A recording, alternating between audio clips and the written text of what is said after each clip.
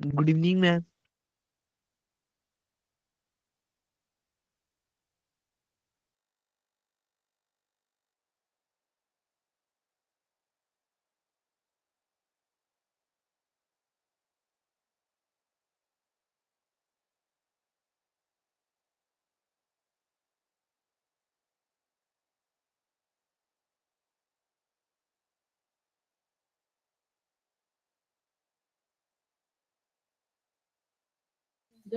Hello everyone. Good evening ma'am. Good evening बच्चों। आज कौन सा टॉपिक पढ़ेंगे हम लोग? अब 12th क्लास के चैप्टर शुरू हो जाएंगे, है ना। इलेक्ट्रिक जैसे फील्ड। आज से हम लोग इलेक्ट्रिक फील्ड वाला पढ़ेंगे, तो इलेक्ट्रिक फील्ड तुमने अब स्कूल, तुम्हारे बोर्ड्स भी हैं, उसमें भी तुम लोगों ने पढ़ा ही होगा, है ना। प्री बोर्ड्स चल रहे हैं आधे से ज्यादा लोगों के, तो इसमें तो तुम लोगों को रिवीजन होगी ही। तो अब सिर्फ हम लोग रिवाइज करेंगे, तुम लोग क्वेश्चंस करना, ठीक है। चलो शुरू करते हैं क्लास।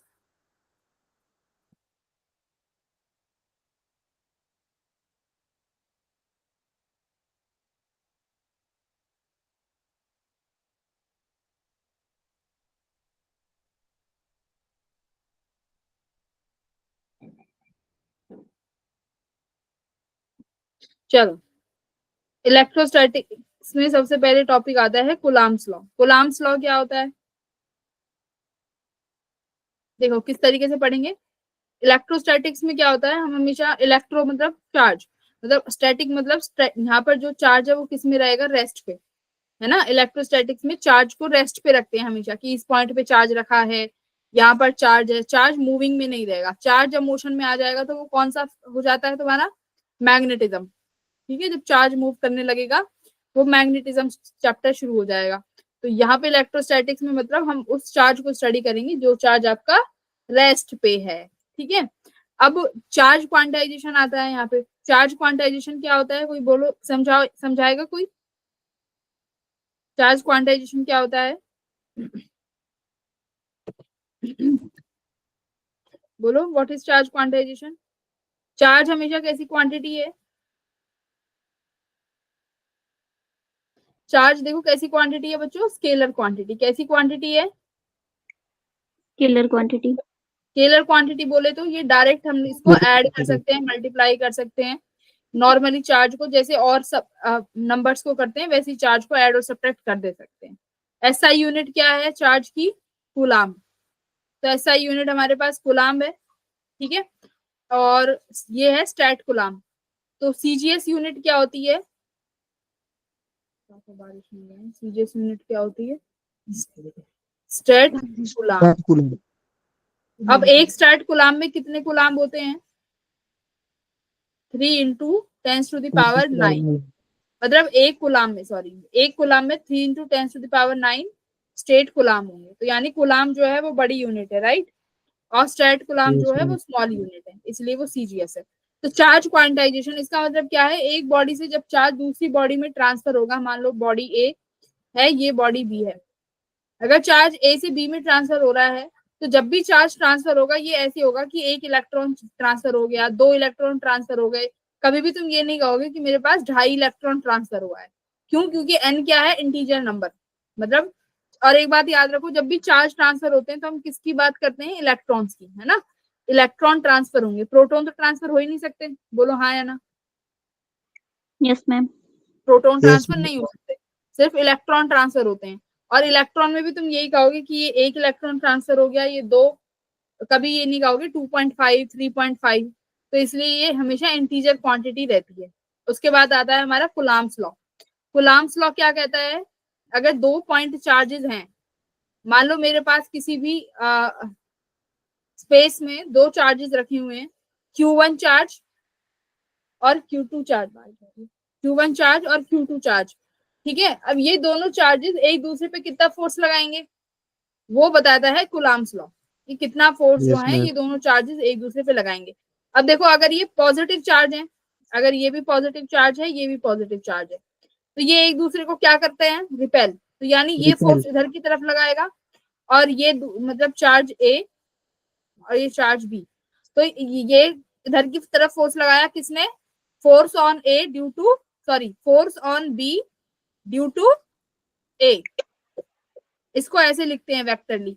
अब ए चार्ज पे कौन फोर्स लगाएगा? बी, और ये भी फोर्स की डायरेक्शन कैसी रहेगी? रिपल्सिव, तो फोर्स यहाँ लगेगा, तो कैसे लिखेंगे? Force on A due to B, तो इसको लिखते हैं हम लोग कैसे? वेक्टरली, ये वेक्टरली लिख दिया है। तो इसमें हम जो नोटेशंस होती है ये दिखाते हैं, फोर्स ए पर लग रहा है बी की वजह से, और यहाँ पर फोर्स बी पर लग रहा है ए की वजह से, तो इस तरीके से बी ए और ए बी आप लिखते हो, करेक्ट। अच्छा, अगर डिस्टेंस आर है इन दोनों के बीच में, चार्जेस अगर मुझे ये Q1 दिया हुआ है और ये Q2 दिया हुआ है, तो फोर्स किसके बराबर हो जाता है बच्चों? K Q1 Q2 अपॉन इन दोनों चार्जेस के बीच में लगने वाला डिस्टेंस का स्क्वायर, आर स्क्वायर। K क्या होता है? Constant 1/4 pi epsilon naught Q1 Q2 by R square, right. इसमें एप्सिलॉन नॉट क्या है? एप्सिलॉन नॉट बताओ। परमिटिविटी। परमिटिविटी क्या होती है? परमिटिविटी क्या होती है? परमिटिविटी क्या होती है? बताओ क्या होती है परमिटिविटी? मतलब देखो, हर किसी स्पेस, क्या सभी स्पेस के लिए के की वैल्यू सेम रहती है कि चेंज हो जाती है? मीडियम के लिए चेंज हो जाती है ना? जाती है। हाँ, तो मीडियम रिलेटिव किसी भी मीडियम के लिए परमिटिविटी कैसे लिखते हैं? Epsilon naught into epsilon naught R, है ना। या फिर यहाँ से जो लिखे तो जो रिलेटिव परमिटिविटी है वो किसके बराबर हो गई? Epsilon naught M upon epsilon naught, यानी एम किसकी परमिटिविटी है? किसी मीडियम की। एप्सिलॉन नॉट क्या है? किसी वैक्यूम की, है ना। तो ये वैक्यूम की परमिटिविटी है। अगर इसका मीनिंग समझो तो मतलब ये है कि किसी भी मीडियम को इलेक्ट्रिक फील्ड कितना क्रॉस कर सकती है ना, इलेक्ट्रिक फील्ड कितना क्रॉस कर सकती है, वही उस मीडियम का परमिटिविटी हो जाता है। तो वैक्यूम के लिए 1/4 पाई एप्सिलॉन नॉट, इसकी वैल्यू तुम्हारे पास है 9 × 10⁻⁹। अगर कुछ और मीडियम आता है तो हम लिखते हैं epsilon naught into epsilon naught R, जिसमें से एप्सिलॉन नॉट आर को क्या बोलते हैं बच्चों? कई बार डाइलेक्ट्रिक कांस्टेंट। ठीक है, जो ये रिलेटिव परमिटिविटी है यही क्या है? डाइलेक्ट्रिक कांस्टेंट है, ठीक है। तो ये रहा फॉर्मूला, के की वैल्यू ये है, एप्सिलॉन नॉट ये फ्री स्पेस की परमिटिविटी है, और ये मैंने तुम्हें पढ़ा दिया। और जब मीडियम की लिखोगे तो ये एप्सिलॉन नॉट किसी मीडियम के लिए किसके बराबर होगा? एप्सिलॉन नॉट आर, ये किसके बराबर होता है? के, यानी डाइलेक्ट्रिक कांस्टेंट। तो इसको आप एप्सिलॉन नॉट के भी लिख सकते हो, ठीक है। तो आपके सामने ये पहला सवाल है, ये वाला सवाल ट्राई करिए।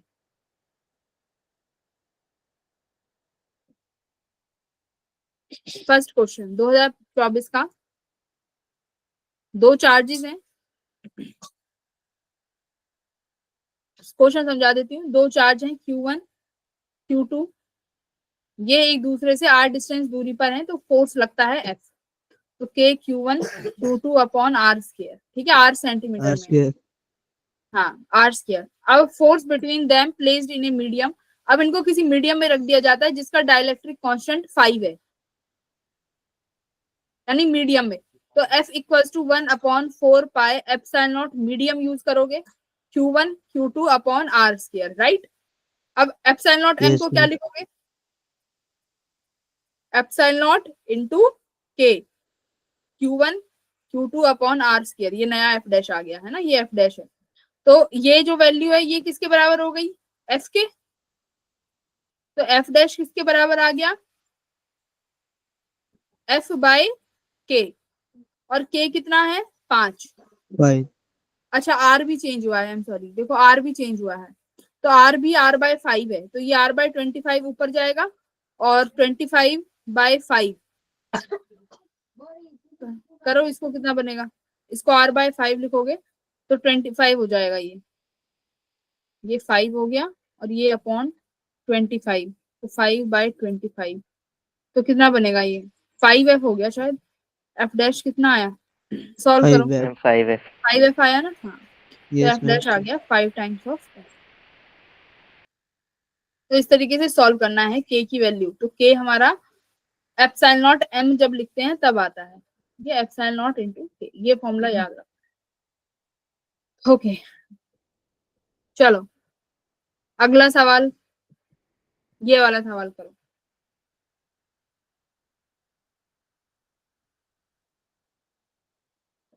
ये हमें याद होने चाहिए, कुछ कुछ टर्म्स हैं, ये याद होनी चाहिए।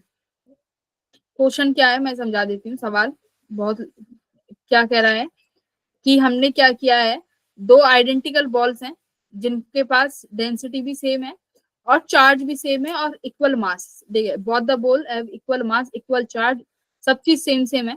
इन दोनों को सस्पेंड कराते हैं इस तरीके से, सस्पेंड करा दिया। ये जो है वर्टिकल के साथ एंगल बना रही है, यहाँ पर थीटा एंगल, यहाँ पर थीटा एंगल। अभी तो इनको रखा हुआ है किसी वैक्यूम में, ठीक है। तो वैक्यूम में देखते हैं कौन कौन सी फोर्सेस एक्ट कर रही हैं। चलो बताओ कौन कौन सी फोर्स लग रही है यहाँ पे, बताओ कौन सी फोर्सेस लग रही है।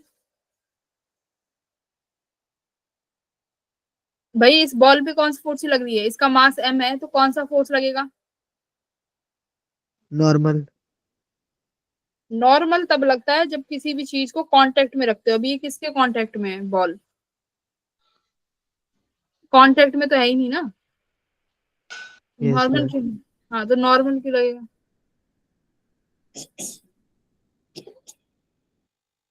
कौन सी फोर्स लगेगी, अगर स्ट्रिंग है तो टेंशन लगती है, तो टेंशन लगेगी स्ट्रिंग में, और वेट की वजह से mg लगेगा नीचे। MGS।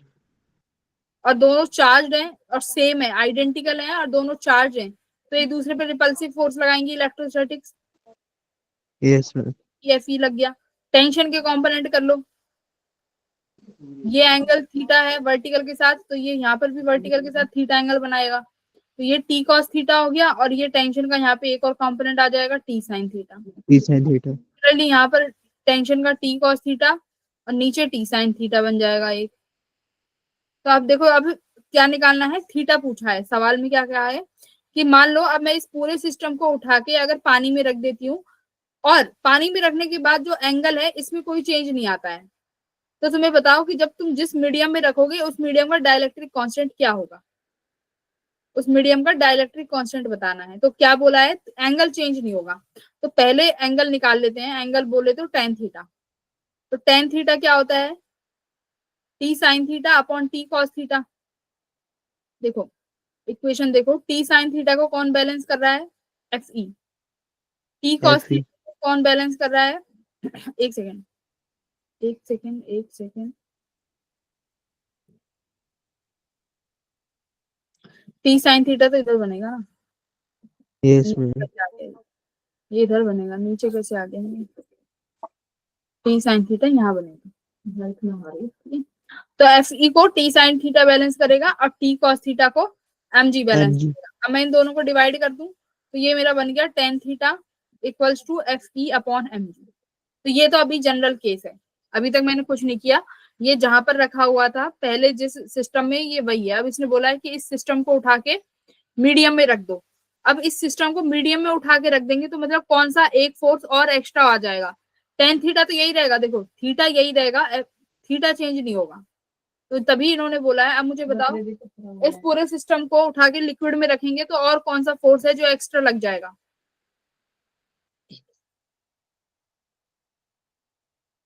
कौन सा फोर्स लगेगा बताओ एक्स्ट्रा बॉल्स पे।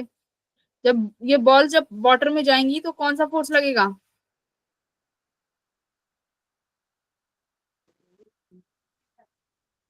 बोलो, एक बॉल को कंसिडर करते हैं, पानी में कौन सा फोर्स लगता है, लिक्विड में कौन सा फोर्स लगता है, लिक्विड में कौन सा फोर्स लगेगा,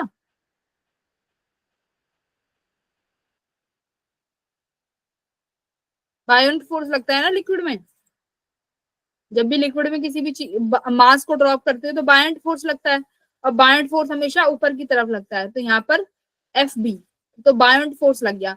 अब यहाँ पर यही चीज है जो अलग है, बट उन्होंने बोला है कि एंगल जो रहने वाला है, ये जो थीटा है ये चेंज नहीं होगा। तो अब ये सेकंड केस है, इस सेकंड केस में थीटा निकाल लो। तो देखो टी साइन थीटा अभी भी किसके बराबर है बच्चों, F E dash. F E dash क्यों लिख रहे हैं, क्योंकि डाइलेक्ट्रिक कांस्टेंट चेंज हो जाएगा ना जब एफ ई डैश लिखोगे। तो 1/4πε0m लिखोगे ना अब, है ना? बोलो। और ε0m कैसे लिखते हैं? ε0/k Q1 Q2 by R square, यानी एफ ई डैश किसके बराबर आ गया? एफ ई अपॉन के के तो एफ ई डैश को क्या लिख सकते हैं? एफ ई यानी पुराने वाला फोर्स अपॉन के, यही तो नया आएगा, बाकी तो सब चीजें सेम रहेंगी। अच्छा, कॉस थीटा, अब देखो T cos theta plus बायोंट force, अब mg, मतलब इस तरीके से ये बैलेंस कर रहा है। पहले तो टी कॉस थीटा को डायरेक्ट mg बैलेंस कर रहा था, पर अभी बायोंट फोर्स भी है। तो बायोंट फोर्स कैसे लिखते हैं? जल्दी बताओ, बायोंट फोर्स कैसे लिखते हैं? F B buoyant force rho density of liquid into G volume of liquid. But इस वॉल्यूम ऑफ लिक्विड को किस तरीके से रिप्लेस करते हैं? वॉल्यूम ऑफ बॉडी से, है ना? तो ये density of liquid into G, तो लिख दो यहाँ पे वीबी, मतलब density of liquid, G equals to mass को कैसे लिख सकते हो? Density of body into G. तो देखो यहाँ से टी कॉस थीटा कितना बन गया? Density of body minus volume of body density of liquid. G से जी कैंसिल हो जाएंगे, या फिर जी बाहर कॉमन आ जाएगा। ठीक है, ये टी कॉस थीटा हो गया बच्चों, और ये टी साइन थीटा। अब एंगल निकाल लोगे दोनों को डिवाइड करके। अब इक्वेशन देखो ये बन गई फर्स्ट। अब इसको और आगे सॉल्व करना चाहो तो देखो टी कॉस साइन थीटा, तो टी साइन थीटा कितना आया? एफ ई बाय के। टी कॉस थीटा कितना आया? टी कॉस थीटा, एक सेकंड, ये रहा, volume of body density of body minus volume of body into density of liquid. ये टी कॉस थीटा की वैल्यू, इन्हें डिवाइड कर दो। और ये किसके बराबर था? पुराने वाले थीटा के। पुराना वाला थीटा कितना है? F E upon M G, F E upon M G, ये पुराना वाला थीटा है। ठीक है, अब इनको डिवाइड कर दो, क्या बनेगा? एफ ई अपॉन के, इस जी से मैं ये वाला जी कैंसिल कर देती हूँ, ये बना density of body minus volume of body density of liquid equals to F E upon mass. Mass को कैसे लिखेंगे भाई? फिर से मास को हम लिख सकते हैं volume of body into density of body, body है ना? मास इसको वॉल्यूम इंटू डेंसिटी। देख दिया, जी से जी कैंसिल हो गया, यहाँ से वॉल्यूम ऑफ बॉडी भी कैंसिल ले लो, ये भी कॉमन है तो ये भी कट जाएगा। एफ ई से एफ ई कट गया, तो देखो क्या बचा? 1/k density of body minus density of liquid equals to 1 density of body. ठीक है, तो k की वैल्यू आ जाएगी, कितनी आ गई k की वैल्यू? यहाँ से dielectric constant, density of body upon density of body minus density of liquid. तो ये मेरा फॉर्मूला यहाँ पे डिराइव हो गया है ना? तो बस क्या करने थे? दोनों की थीटाज निकालने थे। वहां पे भी टी साइन थीटा निकाला, जो कि F E by M G आ गया सीधा सीधा। यहाँ पे टी साइन थीटा क्या आया भाई? एफ ई बाय के, क्योंकि वहां पर मीडियम की वजह से फोर्स चेंज हो जाएगा। टी कॉस थीटा बायोंट फोर्स की वजह से चेंज हो गया, तो वो एक इक्वेशन आई। तो उन दोनों को कंपेयर कर दिया, वहां से के की वैल्यू निकाल ली। तो ऑप्शन देख लो कौन सा है। ऊपर है डेंसिटी ऑफ बॉडी, तो यहाँ पर देखो बॉडी ऑफ डेंसिटी कितनी गिवन है? रो। तो हमारा ए ऑप्शन ठीक है। तो density of body minus density of liquid, तो ए ऑप्शन। ये डायरेक्ट रिजल्ट भी याद रख सकते हो, क्योंकि पेपर में इतना बड़ा हम लोग सॉल्व नहीं करेंगे, ये याद रख लो रिजल्ट। ठीक है,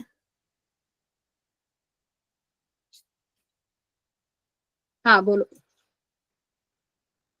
बोलिए।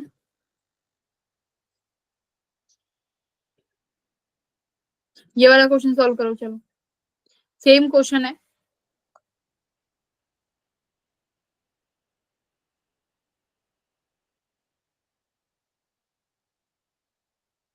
तो ये सेम क्वेश्चन है, एक बार इसका फॉर्मूले में वैल्यू रख के रख लेना।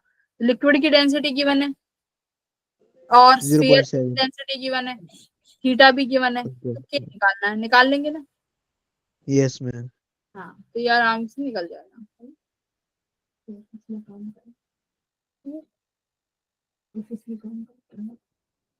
ठीक है भाई। अब सुपरपोजिशन प्रिंसिपल क्या होता है? अभी तो मैंने तुम्हें कुलाम्स लॉ में कितने चार्जेस एक साथ बैठाए थे? दो दो चार्जेस। सुपरपोजिशन प्रिंसिपल में क्या होगा, n number of बहुत charges. सारे चार्जेस हो जाएंगे। अब उन बहुत सारे चार्जेस में से किसी एक चार्ज पर फोर्स निकालना है। जैसे यहाँ पर क्यू नॉट है और ये 3 चार्ज है, Q1 Q2 Q3। इन तीनों चार्जेस की वजह से क्यू नॉट पर कितना फोर्स लग रहा है,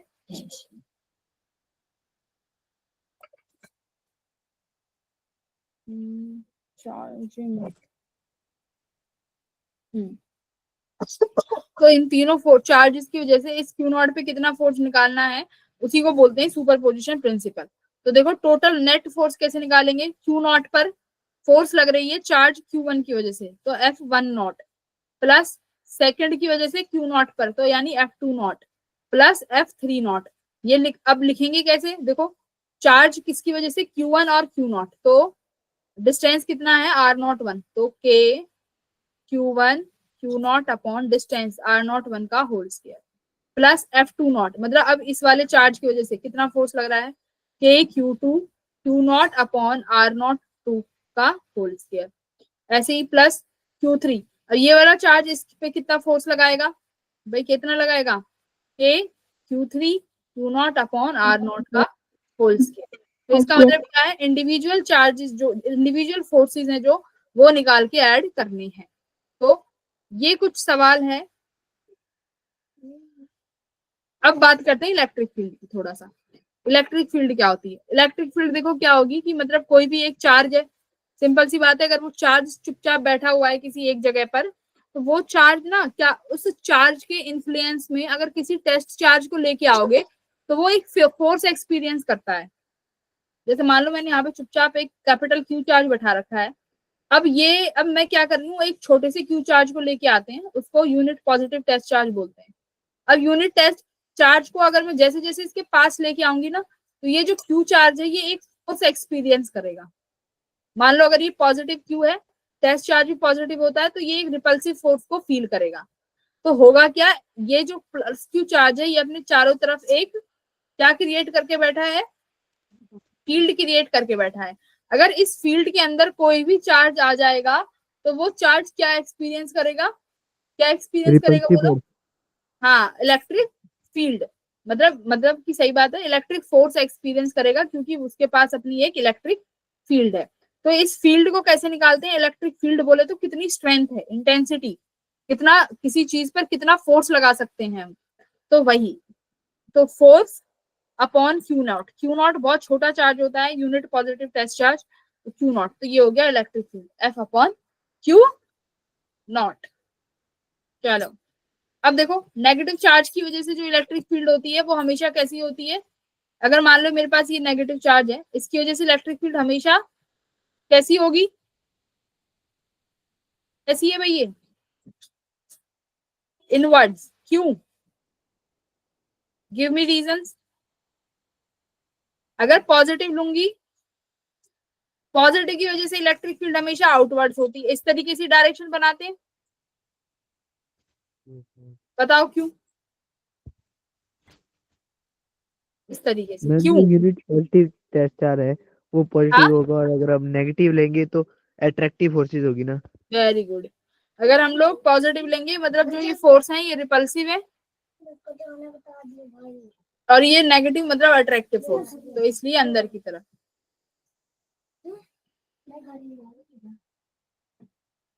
ठीक है, इस तरीके से होंगे, इसलिए इनका ऐसे होता है। पॉइंट चार्ज की वजह से कितना इलेक्ट्रिक फील्ड है, मतलब मान लो ये चार्ज क्यू है, आर दूरी पर कितना फील्ड क्रिएट करेगी, तो इलेक्ट्रिक फील्ड कितना हो जाएगा, अभी हमने पढ़ा है एफ अपॉन क्यू नॉट। तो एफ कितना होगा भाई इस क्यू चार्ज की वजह से किसी क्यू नॉट चार्ज पे, के Q capital Q R square upon Q not. तो क्यू नॉट से क्यू नॉट कैंसिल हो गए, तो इलेक्ट्रिक फील्ड किसी भी क्यू चार्ज की वजह से होता है K capital Q by R square. तो उस चार्ज को लिखेंगे, के लिखेंगे और कितनी दूरी पे निकालना है वो लिख देंगे, वो तुम्हारा आ जाएगा इलेक्ट्रिक फील्ड, ठीक है। पॉइंट चार्ज के लिए है ये,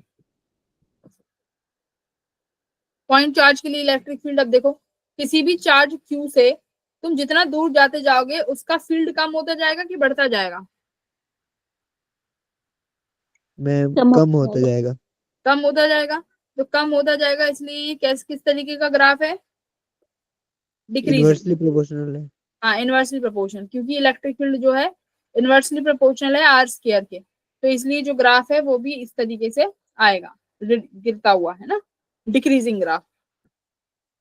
चलो अब ये वाला क्वेश्चन है, सुपरपोजिशन प्रिंसिपल का है, इलेक्ट्रिक फील्ड निकालनी है तुम्हें, कहा किस किस पॉइंट पे निकालनी है। तीन चार्जेस हैं, ए पर, बी पे और सी पे, इन तीनों की वजह से a charge this is placed at the corner a b c of a square of side a shown the magnitude of electric field E at the corner D, sorry D पे निकालनी है। C पे कितना charge है, three charges are placed at the corner,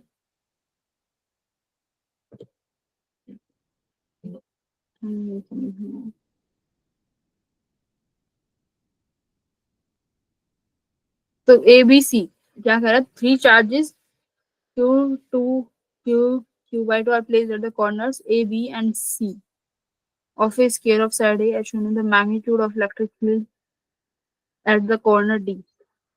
मतलब तुम सी पे निकाल दो, एक काम करो, सी पे फील्ड निकालो कितनी है, आप सी पे निकाल लो।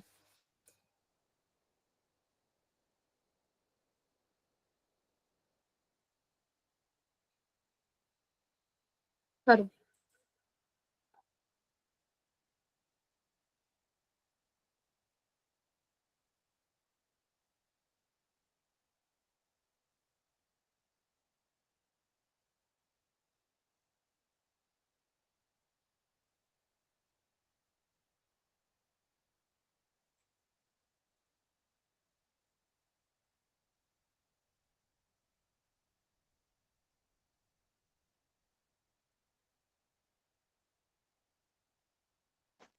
कर मैम एक सॉल्व और करो। क्वेश्चन समझा देना। नेगेटिव फोर्स,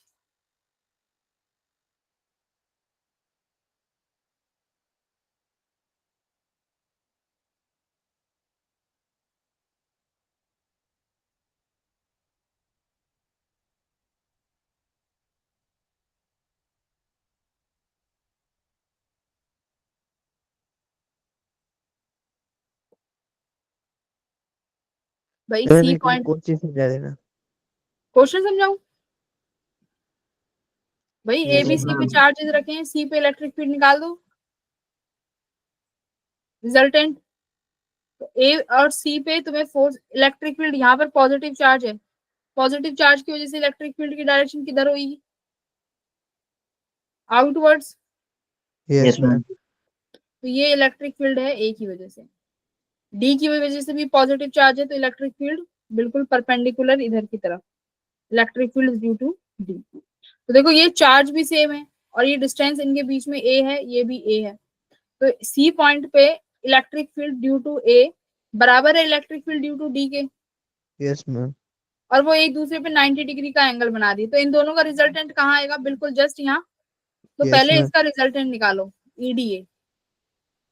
अब देखो बी वाला भी इधर है, इधर की तरफ आ गया, तो नेट फोर्स कितना आया डी पे, इलेक्ट्रिक फील्ड नेट सी पे कितनी आई देखो, ईडीए का जो है resultant plus electric field due to B, तो ये जो है ये हमारे पास सी पॉइंट पे नेट आ जाएगा।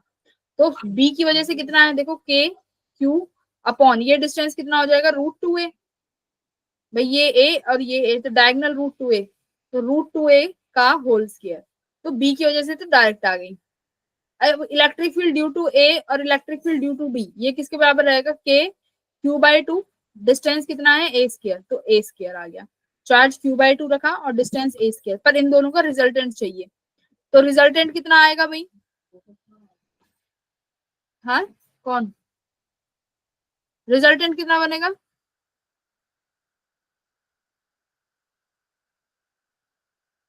अरे रिजल्टेंट कैसे निकालते हैं, अगर कोई दो वेक्टर परपेंडिकुलरली रखे हुए हैं तो वेक्टर का रिजल्टेंट कैसे निकालते हैं,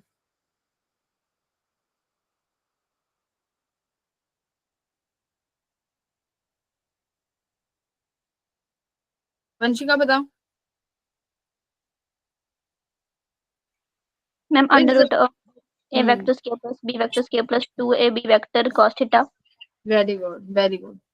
तो दोनों किसी भी वेक्टर के बीच का अगर मुझे रिजल्टेंट निकालना है तो A square plus B square plus 2ab और उनके बीच में बनने वाला एंगल कॉस थीटा। तो यहाँ पे कॉस थीटा कितना है 90 डिग्री, तो कॉस 90 0, मतलब ये टर्म तो जीरो हो गई।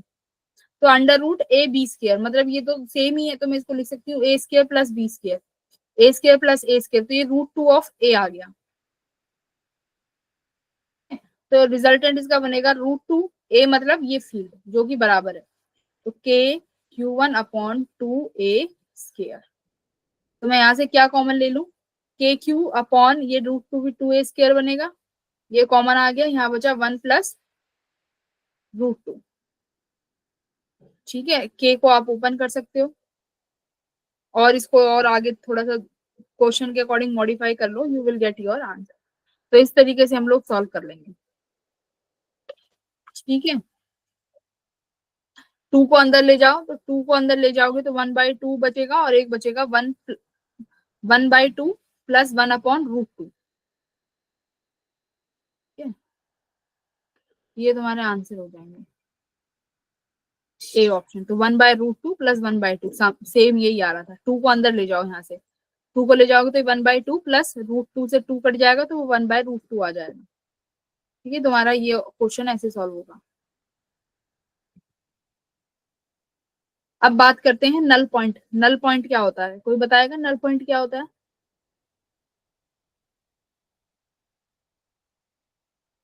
नल पॉइंट क्या होता है बच्चों?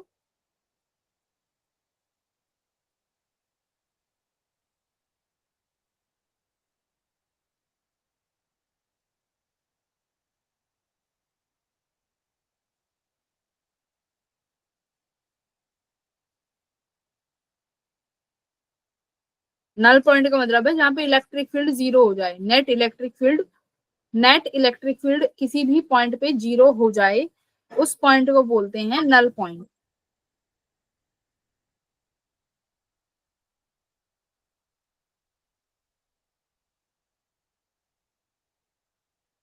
राइट। तो कैसे निकालेंगे, देखो मान लो तुम्हारे पास दो चार्ज है, अगर मैं वो चार्जेस बराबर बराबर रखती हूँ तो नल पॉइंट कहाँ पर मिलेगा, मतलब इलेक्ट्रिक फील्ड जीरो कहाँ होएगी।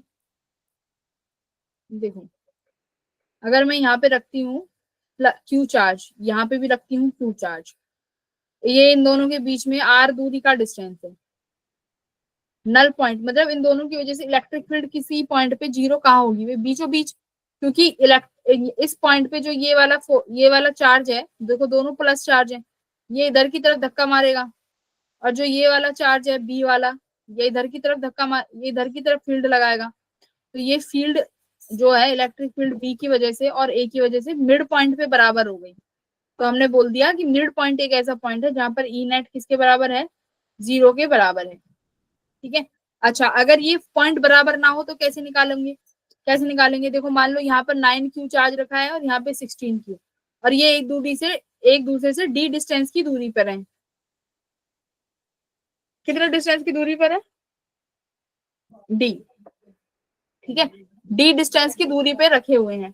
अब आपको नल पॉइंट निकालना है, तो कैसे निकालें, तो देखो हमेशा क्या लिखा हुआ है, four system of like charges. अगर हमारे पास लाइक चार्ज है, लाइक बोले तो दोनों पॉजिटिव हो या दोनों नेगेटिव, तो लाइक चार्जेस का मतलब है या तो दोनों पॉजिटिव या तो दोनों नेगेटिव। अगर लाइक चार्जेस हैं तो नल पॉइंट देखो कहाँ मिलेगा, from the null point lies in the middle region from the charge of smaller magnitude। मतलब कि सबसे पहले तो कि हमें जो पॉइंट लेट करना है वो हमें 9 दोनों चार्जेस के बीच मिलेगा या बाहर मिलेगा, ये बात। तो जब भी चार्जेस सेम चार्ज हो तो ये समझ लेना जो नेट इलेक्ट्रिक फील्ड जीरो मिलेगी वो कहीं बीच पे ही मिलेगी। बीच में क्यों, क्योंकि बीच में एक इधर की तरफ डायरेक्शन आएगी और एक की वजह से इधर की तरफ, तो दोनों अपोजिट की तरफ डायरेक्शन आएंगी। तो जिस पॉइंट पर ये फील्ड जो बराबर हो गई वहां पर नेट फील्ड जीरो आएगा। तो या इसका मतलब है हमें जो पॉइंट लेट करना है वो कहाँ करना है, अंदर की तरफ, अंदर पॉइंट लेट करेंगे। तो मैंने माना 9q से x दूरी पर जो है चार्ज इलेक्ट्रिक फील्ड जो है नेट वो जीरो हो सकती है। ओके, जीरो हो सकती है। अब याद रखें ये जो x चार्ज माना है ये कहाँ, ये तुम्हें मिलेगा कहाँ पर,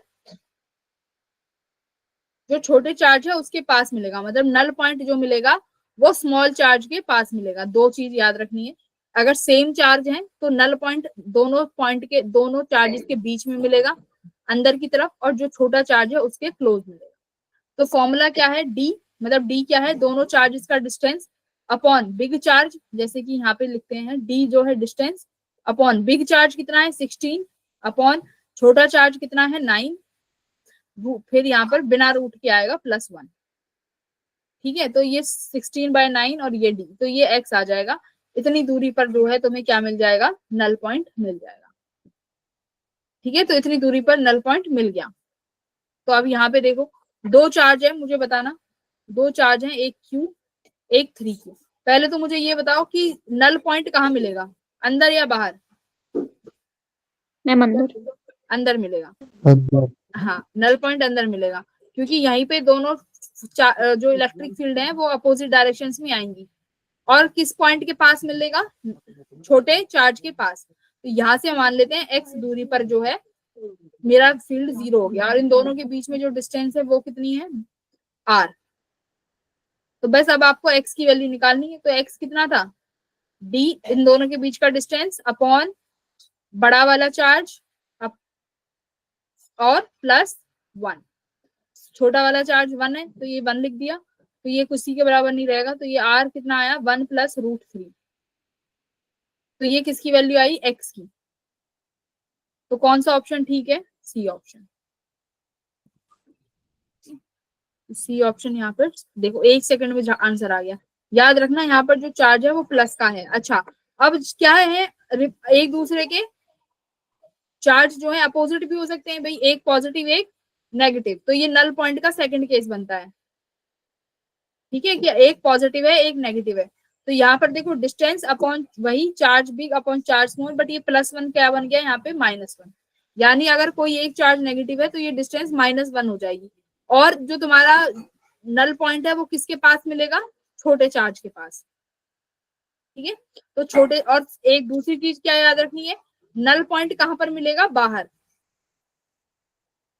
ठीक है, तो नल पॉइंट बाहर मिलेगा, मतलब कि जो एक्स जो डिस्टेंस लेट करोगे वो बाहर की तरफ करोगे लेट। ठीक है, तो जैसे यहाँ पर देखो एक्स डिस्टेंस बाहर लेट किया गया है। अब बीचों बीच में नहीं मिलेगा, क्यों नहीं मिलेगा, क्योंकि अगर मैं बीच में कोई पॉइंट लेती हूँ तो देखो -Q वाला इलेक्ट्रिक फील्ड अपनी तरफ बनाएगा, है ना, और 9Q वाला भी रिपल्सिव बनाएगा। तो ये दोनों ऐड हो जाएंगी, और मुझे 0 कब मिल सकती है, जब दोनों सब्ट्रैक्ट हो, यानी अपोजिट डायरेक्शन में हो। वेक्टरली देखें तो सेम डायरेक्शन में ऐड हो जाएंगी, मुझे तो अपोजिट डायरेक्शन में चाहिए, तभी तो माइनस हो पाएंगी। तो इसीलिए अगर मैं बाहर लेके आऊं, मान लो एक्स पॉइंट यहाँ आ गया, अब देखो अब 9Q इधर की तरफ रिपेल करेगा, और ये जो -Q चार्ज है ये इधर की तरफ अट्रैक्ट करेगा। तो अब यहाँ पर इलेक्ट्रिक फील्ड की डायरेक्शन अपोजिट हो गई है, तो यहाँ पर कोई ऐसा पॉइंट हो जाएगा जहां पर ये बराबर हो जाएंगी और फील्ड की वैल्यू 0 मिल जाएगी। तो क्या दो बात याद रखनी है, अपोजिट चार्ज में एक्स डिस्टेंस बाहर लेना है, और किसके नजदीक, छोटे वाले चार्ज के पास। दूसरा +1 की जगह यहाँ पर -1 करना है। ठीक है, बस ये दो चीज याद रखनी है। ये वाला क्वेश्चन सॉल्व करो।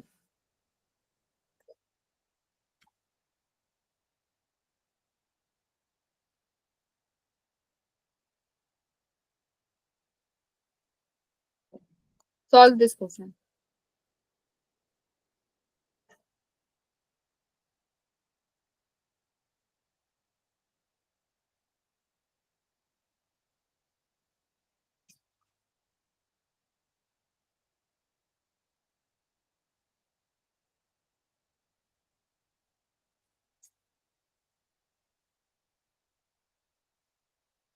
इसका अब देखो दोनों चार्जेस कैसे हैं, अनलाइक, मतलब एक पॉजिटिव एक नेगेटिव। तो नल पॉइंट कहाँ मिलेगा, उन दोनों चार्ज के बीच में या बाहर, बाहर। बाहर, वेरी गुड। तो अब की बार एक्स पॉइंट जो लेट करना है वो बाहर की तरफ करना है, और किस चार्ज के पास, छोटे चार्ज के पास। यानी एक्स डिस्टेंस छोटे चार्ज से ले लो और फाइंड कर दो।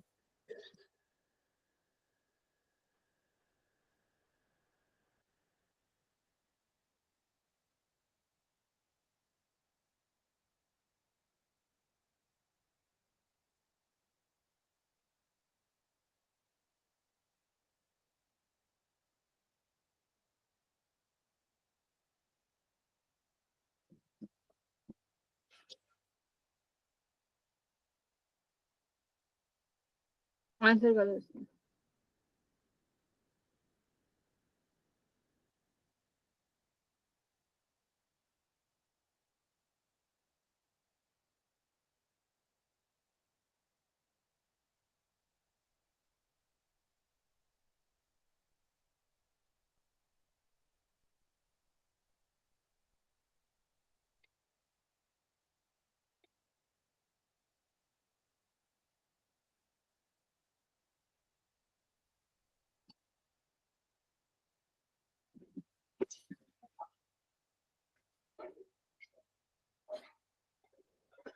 ठीक है, तो ये देखो आसान सा ही क्वेश्चन है ये भी। देखो दो चार्ज है, एक क्यू और एक हमारे पास 4Q0। चलो ये माइनस क्यू है, ठीक है।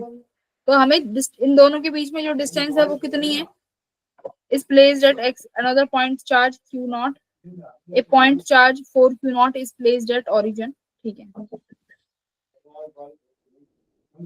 4Q0 जो है वो ओरिजिन पे रखा हुआ है, ठीक है। अब ओरिजिन पे है, another point charge which is minus Q0 is placed at x centimetre दूर, charge of proton is Q0, ठीक है। The proton is placed on the x axis so that the electrostatic force on the proton is 0। तो ये x की value कितनी है, 12 centimetre, यानी ये वाले चार्ज के बीच में कितनी दूरी है बच्चों, 12 सेंटीमीटर। तो अब वही पॉइंट बताना है कि कहाँ पर 0 होगा। तो देखो अनलाइक चार्ज, हाँ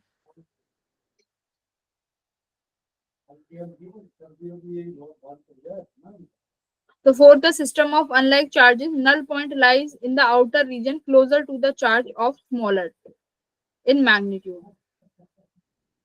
तो स्मॉलर मैग्नीट्यूड और अपोजिट चार्जेस हैं तो बाहर मिलेगा कहीं पे। तो मैं यहां से मान लेती हूँ कहीं पे x डिस्टेंस की दूरी पर है, ठीक है। जो भी पॉइंट जो है नल पॉइंट है, मान लो यहाँ पर Q0 से x डिस्टेंस की दूरी पर है। तो अब फॉर्मूला क्या था, x equals to distance d। तो ये इन दोनों चार्जेस के बीच का डिस्टेंस था which is 12 upon charge on big 4, वो मतलब वो Q0 रह जाएगा तो 4, अच्छा रूट हटाओ, और फॉर्म -1 लिखूं या +1, -1, ये हो गया -1। तो 12 अपॉन ये हो गया 2 - 1,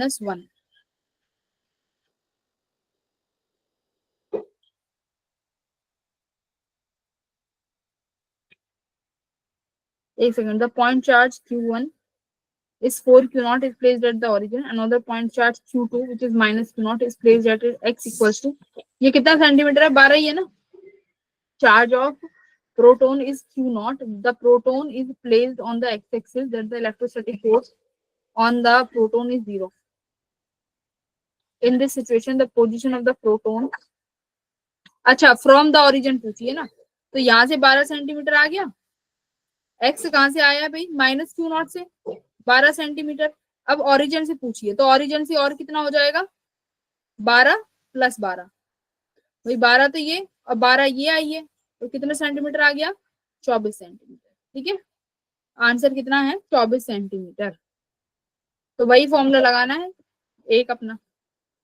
उसके बाद आता है यूनिफॉर्मली चार्ज इनफाइनाइट वायर।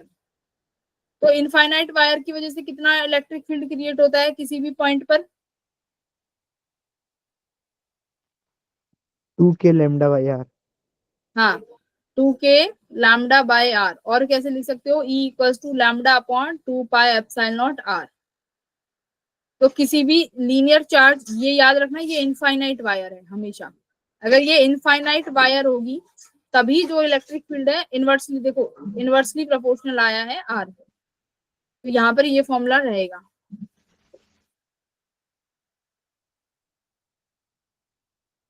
अब देखो वो तो था इनफाइनाइट वायर के लिए, मान लो अब वायर इनफाइनाइट ना हो तब कैसे करेंगे, तब क्या करते हैं, तब मान लो दो तरीके से निकालते हैं। मान लो ये एंगल, ये मेरी वायर है, इसको ऐसे यहाँ पे समझो, ये मेरी वायर है। अब ये वायर है इनफाइनाइट नहीं है, तो अब क्या, अब इस वायर की वजह से किसी पी पॉइंट पर तुम्हें इलेक्ट्रिक फील्ड निकालनी है। तो सबसे पहले इन जो वायर के दो एंड पॉइंट्स हैं इनको पी से कनेक्ट करो, कनेक्ट करा और एक परपेंडिकुलर लाइन ड्रॉ करो। तो परपेंडिकुलर लाइन ड्रॉ करी, इस परपेंडिकुलर लाइन से जो ऊपर वाली लाइन को टच कर रही है, मतलब जो तुम्हारी वायर है उसके ऊपर वाले पॉइंट को टच करने वाली इस लाइन से एंगल ड्रॉ करो अल्फा। अब ये इसी रेफरेंस लाइन से जो नीचे वाली लाइन बी को ये टच कर रही है, एंगल ड्रॉ करो बीटा। डायरेक्शन देखो, ऊपर वाला जो है क्लॉकवाइज है एंगल, और नीचे वाला एंगल है वो एंटी क्लॉकवाइज है। Anti clockwise. तो एंगल्स की डायरेक्शन हमेशा ध्यान रखनी है। इन्हीं की वजह से देखो, अब क्या करना है आपको, अगर सपोज करो पी पॉइंट पे फील्ड निकालनी है ना, हमें पी पॉइंट पे फील्ड निकालनी है। मैं छोटा सा यहाँ से एक एलिमेंट कट कर लेती हूँ डीएल लेंथ का। इस डीएल की वजह से देखो पॉजिटिव चार्ज है तो इलेक्ट्रिक फील्ड आउटवर्ड आएगी, तो यहाँ से मैंने देखा इलेक्ट्रिक फील्ड आउटवर्ड आई। तो इस इलेक्ट्रिक फील्ड के दो कंपोनेंट बनेंगे, एक ई देखो परपेंडिकुलर और ये बन गया ई पैरेलल। पैरेलल क्यों? क्योंकि ये इस ए बी लाइन के पैरेलल है ऊपर वाला, तो ये पैरेलल वाला है, और ये परपेंडिकुलर है ए बी के। देखो ये ए बी के परपेंडिकुलर है तो ये ई परपेंडिकुलर, ये पैरेलल है तो ये ई पैरेलल। तो ये ई परपेंडिकुलर और ई पैरेलल ये किसके बराबर है? ये यहाँ पर फॉर्मूला है। तो ये फॉर्मूला है ई परपेंडिकुलर का और ये ई पैरेलल का। तो परपेंडिकुलर होता है के लैम्डा बाई डी। डी क्या है हमेशा याद रखना, जो ये डी यहाँ पे यूज कर रहे हैं ये डी परपेंडिकुलर डिस्टेंस है, ये डी परपेंडिकुलर डिस्टेंस है जिस पॉइंट पर फील्ड निकालनी है। तो के लैम्डा परपेंडिकुलर के लिए के lambda upon D sine alpha plus sign beta, parallel component यानी कॉस अल्फा, तो के lambda by D cos alpha minus cos beta. ठीक है, तो ये फॉर्मूला हो गया ई परपेंडिकुलर का और ई पैरेलल का। अल्फा बीटा याद रखें, अल्फा जो है क्लॉकवाइज है, बीटा जो है वो एंटी क्लॉकवाइज एंगल है। ठीक है, तो ये पैरेलल और परपेंडिकुलर कंपोनेंट्स हो गए। अब डिस्क की वजह से कितना होता है भाई, अब एक बार इनके सबके याद कर लेते हैं। जैसा ग्रेविटेशनल फील्ड में कराया था सेम वही होगा। ठीक है, जैसे ग्रेविटेशनल फील्ड में कराए थे, डिस्क की वजह से कितना होता है इलेक्ट्रिक फील्ड किसी भी पॉइंट पे, किसी भी ई पॉइंट पर डिस्क की वजह से कितना होता है भाई? है electric field due to disc.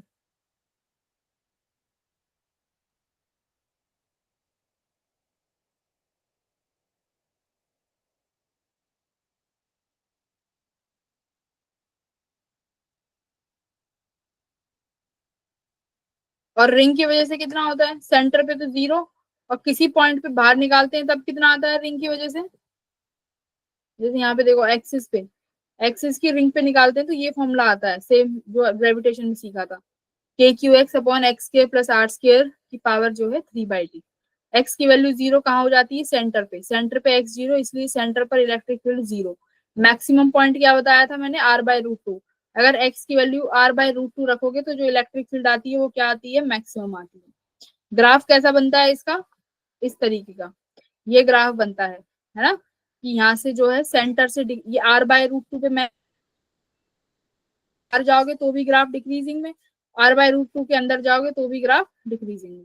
तो ये ग्राफ आता है रिंग का। ठीक है, अब अगर वो रिंग थी, अगर मैं सेमी सर्कल रिंग, अगर वो रिंग था, रिंग की वजह से अगर मैं हाफ कर दूं तो अब इस रिंग की वजह से कितना बनेगा? देखो इस रिंग की वजह से, ये रिंग जो है ये सिमेट्री है बाई एक्सिस के अलाउंग, है ना, सिमेट्री है बाई एक्सिस के अलाउंग।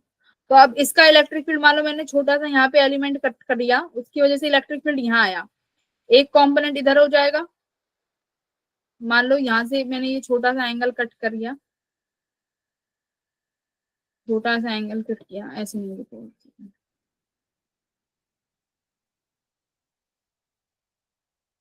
देखो मान लो मैंने यहाँ पे छोटा सा एलिमेंट कट किया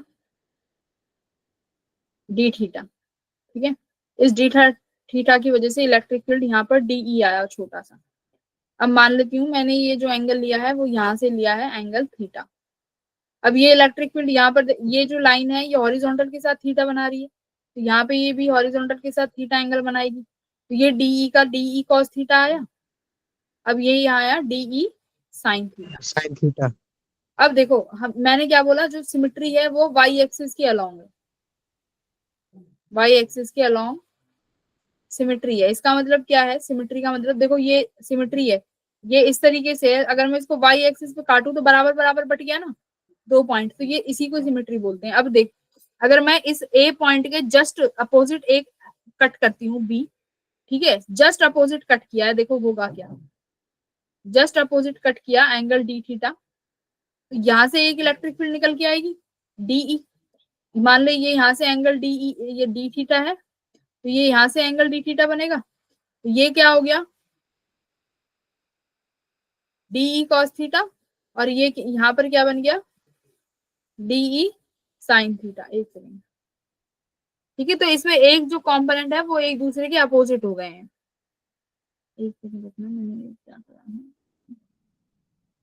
अच्छा हाँ। अब ना एंगल का ध्यान रखना, मैंने ये एंगल जो देखो एंगल का ध्यान रखना, कई बच्चे यहीं पे गड़बड़ कर देते हैं एंगल्स में। कैसे, देखो बहुत अच्छे से समझना, बहुत बढ़िया चीज बताने जा रही हूँ। ये एंगल मैंने ऐसे लिया है, ठीक है, अब देख मैंने जब इसको कट किया ये डी थीटा कट किया, अब मैं अगर ये एंगल थीटा यहां से ले रही हूँ, ये एंगल मैंने थीटा यहां से लिया है, तो भाई एक तो एंगल ऐसे हो गया और एक एंगल तुमने ऐसे ले लिया, तो मेरा यहाँ पर डीई कॉस थीटा आया और ये डीई साइन थीटा, तो यहाँ पर भी एक डीई कॉस थीटा था, तो कॉस थीटा वाले कंपोनेंट कैंसिल हो गए और डीई साइन थीटा वाले ऐड हो गए, तो ये मेरा क्या बनेगा 2 डीई साइन थीटा। ठीक है, अब एंगल देखो एक तो क्लॉकवाइज है एक एंटी क्लॉकवाइज है, तो एंगल अब कैसे लिखेंगे minus theta two plus theta या माइनस 92 प्लस 90। अब ऐसे लिखेंगे क्योंकि मैंने एंगल अपोजिट में ले लिया, अगर सेम डायरेक्शन में एंगल लेते, अब देखो अब ये 2DE साइन थीटा आया है पर एंगल कैसे आए हैं प्लस 92 माइनस 90, अब मतलब माइनस 92 प्लस 90। अब देखो अगर तुम चाहो कि मैम सेम डायरेक्शन में एंगल लेने हैं तो देखो कंफ्यूज मत हो जाना, अब सेम डायरेक्शन में यहाँ से तुमने एंगल इधर से लिया था डी थीटा, ये थीटा, तो इलेक्ट्रिक फील्ड डीई बनी यहाँ से, देखो ध्यान से, और मेरा ये एंगल हॉरिजॉन्टल के साथ थीटा है, तो यहाँ पे भी हॉरिजॉन्टल के साथ थीटा लेंगे, तो ये डीई कॉस थीटा और ये बनेगा डीई साइन थीटा। अब देखो मान लो मैंने यहाँ से एक छोटा सा फिर से वही कट किया जिसकी वजह से इलेक्ट्रिक फील्ड यहाँ बनी डीई। अब बात आती है कि मैं एंगल कहाँ से लेती हूँ, ये तो बीच में सिमेट्री है, अगर मैंने ये एंगल देख यहीं से ले लिया थीटा, तो ये जो एंगल बनाया ये परपेंडिकुलर के साथ बनाया ना इस लाइन ने, तो अब ये एंगल थीटा यहाँ बन जाएगा, ठीक है, तो ये थीटा चेंज हो जाएंगे हमारे इस वाली लाइन में, तो यहाँ पर बनेगा फिर वो डीई कॉस थीटा बनेगा, सिर्फ ये डीई कॉस थीटा आया है, फिर यहाँ पर जब एंगल लोगे तो वो 0 से 180 डिग्री जाएगा, क्योंकि अब तुम एंटी क्लॉकवाइज में पूरा एंगल ऐसे कवर कर रहे हो ना, पूरा एंगल ऐसे कवर किया है तुमने। अब एंगल जो लोगे डीई कॉस थीटा, यानी अब साइन थीटा के कंपोनेंट 0 हो गए, अब ये 2DE कॉस थीटा आया है, एंगल लोगे 0 से 180 डिग्री, ठीक है। अगर मैंने उल्टा लोगे एक एंटी और एक ऐसे, तो एंगल्स कहाँ से हो जाएंगे 0 से माइनस 92 प्लस 90, और वो बनेगा 2DE साइन थीटा। तो ये देखो अपने अपने कॉन्सेप्ट की बात है, फिजिक्स और मैथ दोनों घुला मिला के आएंगे, तो जैसा तुम्हें करना हो वैसा सॉल्व कर लेना। नेट इलेक्ट्रिक फील्ड किधर की तरफ आएगी, डाउनवर्ड्स की तरफ, नेट इलेक्ट्रिक फील्ड डाउनवर्ड आई है, जो कि कितना आया है 2k लैम्डा बाय आर, ठीक है, तो ये 2k लैम्डा बाय आर आया है सेमी सर्कल की वजह से। अब मान लो एक मैं आर्क बना देती हूँ यहाँ पर, अब देखो एक कंपोनेंट 0 हो गया था, कौन सा कंपोनेंट 0 हो गया था, जो सिमेट्रिकल होगा, जो भी सिमेट्रिकल कंपोनेंट था वो 0 हो जाएगा एक बार, ठीक है, तो वाई एक्सिस जब जिसके अलोंग सिमेट्री होती है वो कंपोनेंट अक्सर 0 हो जाता है।